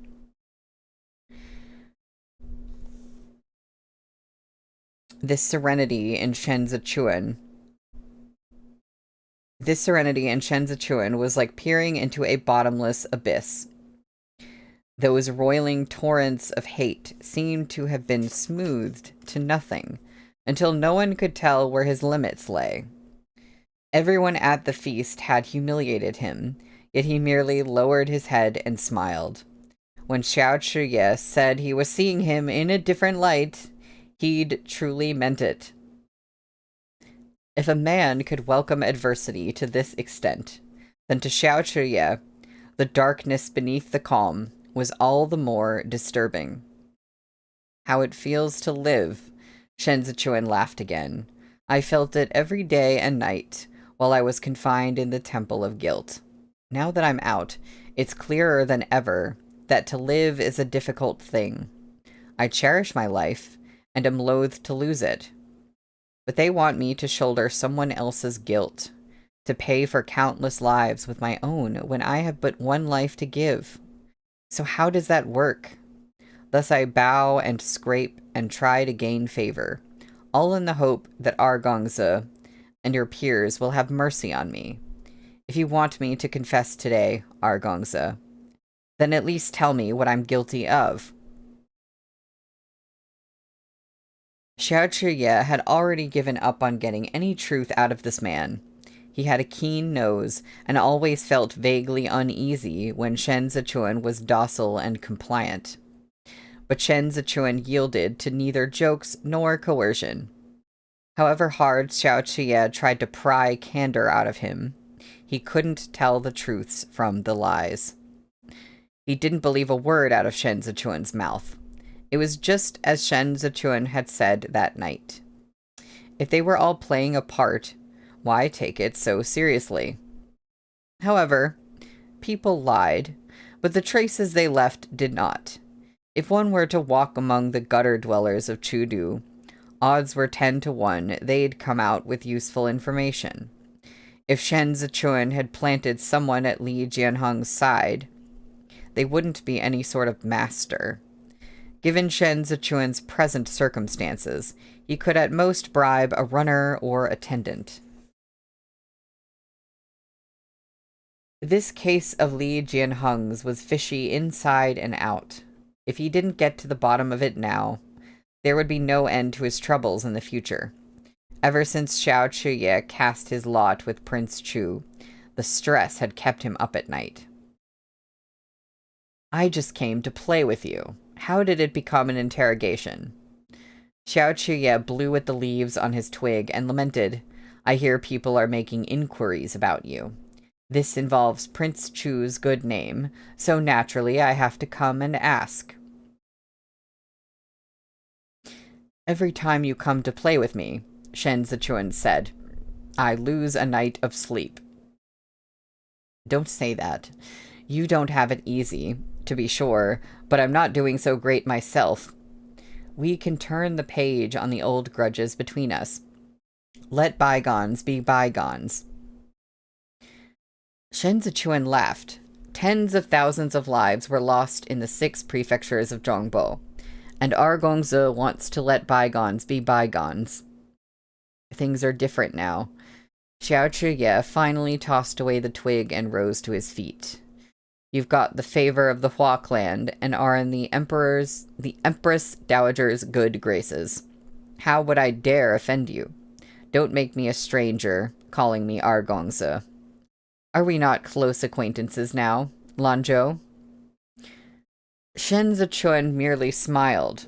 Goodbye, Argongza. Xiao Chiye mounted his horse and looked down at him. When are you going to return that thumb ring to me, Lanzhou? A worn-out thing like that isn't worth much, and keeping it ought to disgust you. Why does it seem like you're treasuring it instead? I keep it with me, Shen Zichuan said, so I may ward off evil with Argongza's ferocious aura. How could I bear to part with it so easily?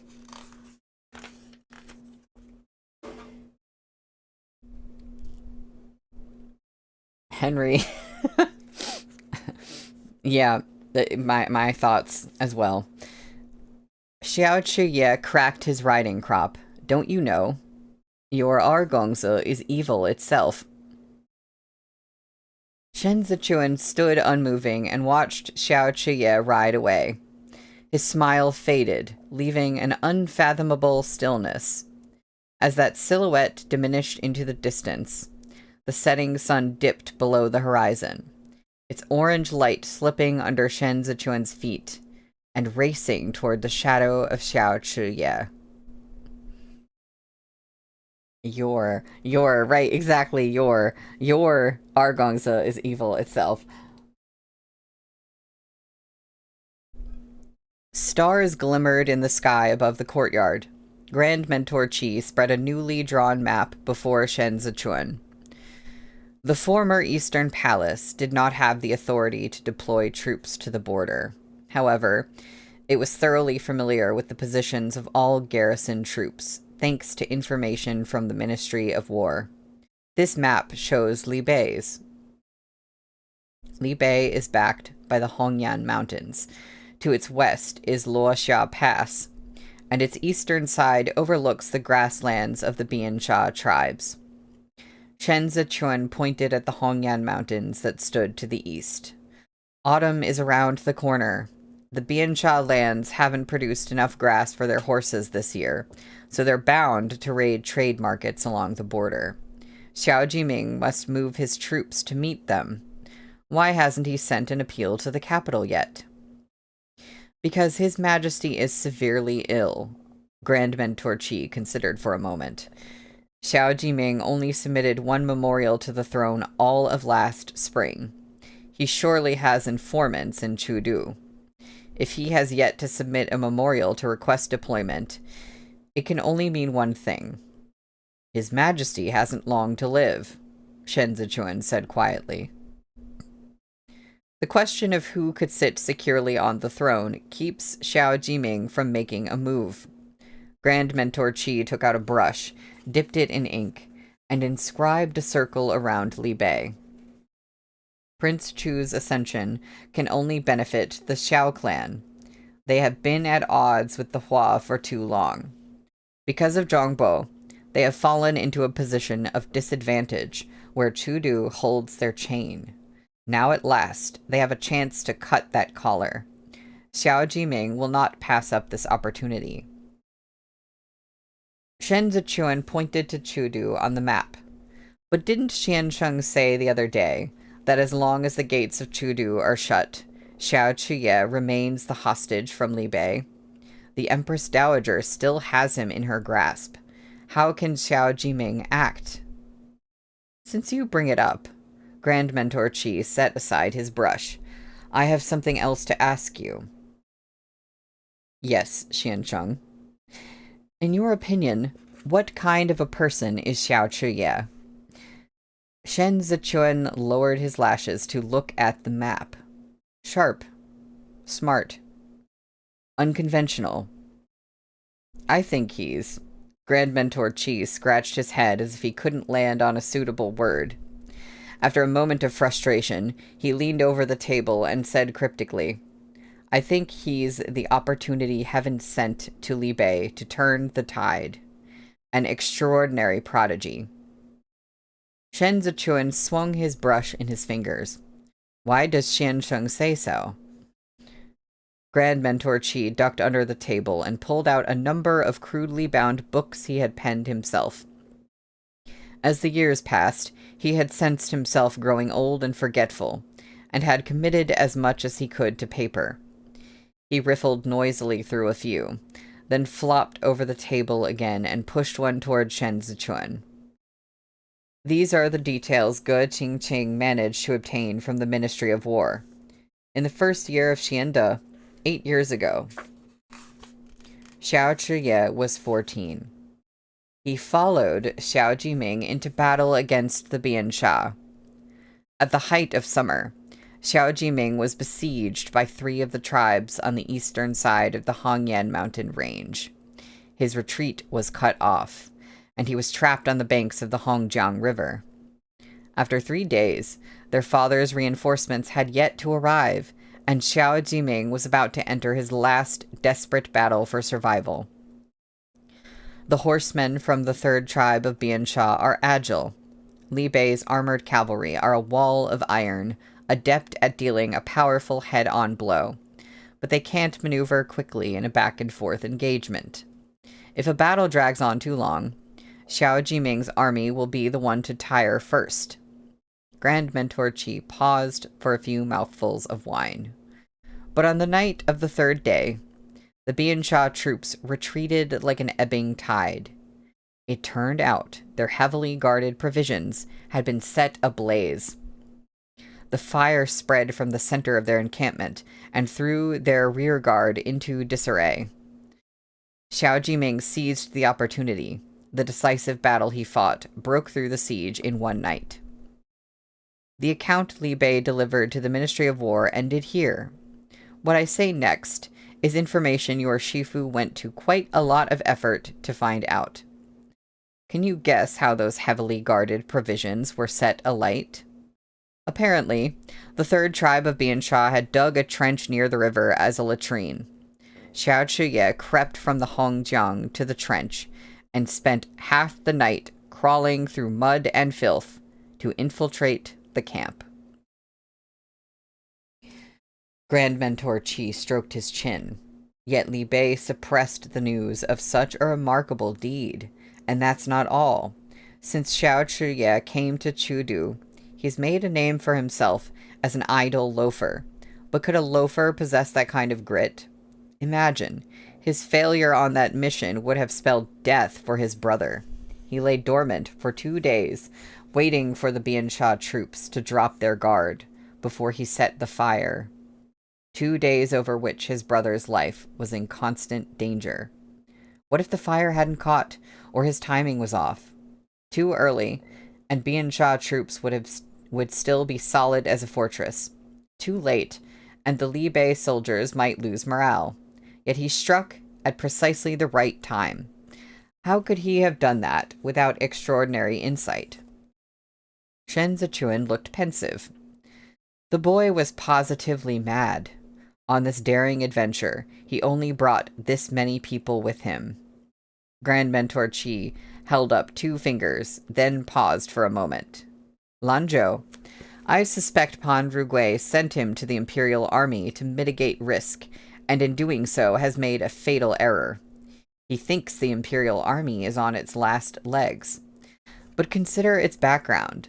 The men all hail from military households that followed the Emperor and settled in and around Chudu.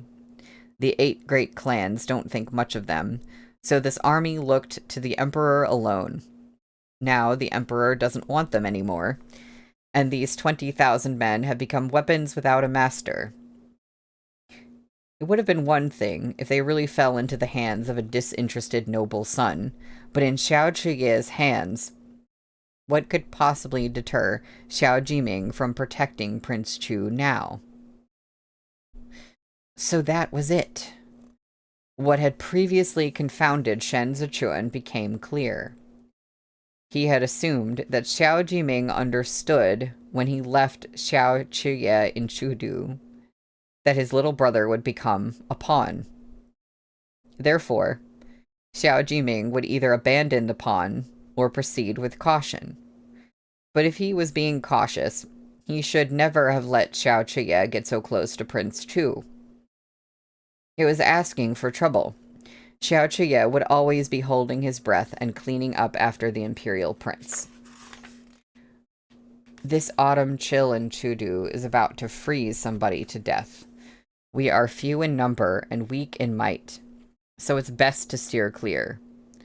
Grand Mentor Qi had spoken so long, his throat was parched.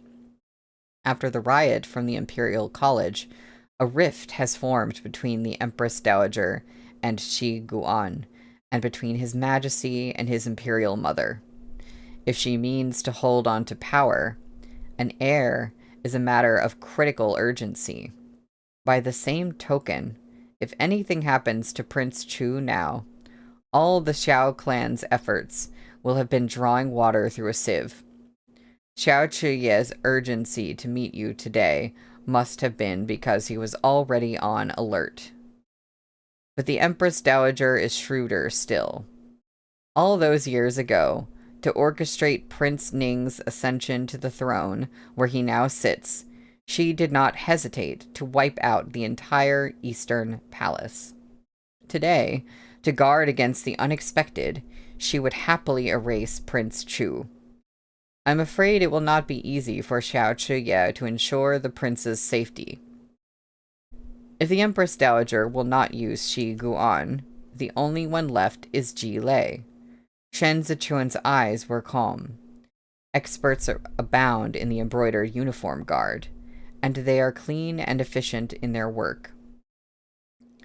Set aside this fight between powerful beasts for the moment, Grand Mentor Qi said. Right now, you must decide whether to cast your lot with Prince Chu or the Empress Dowager.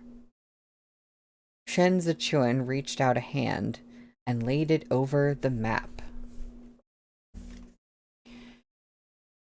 Well, that's the end of the chapter, and we're stopping there today. That is, very interesting.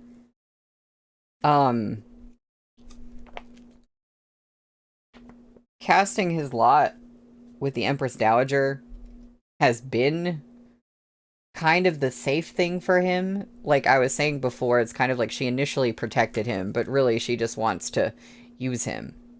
So now all this time has passed.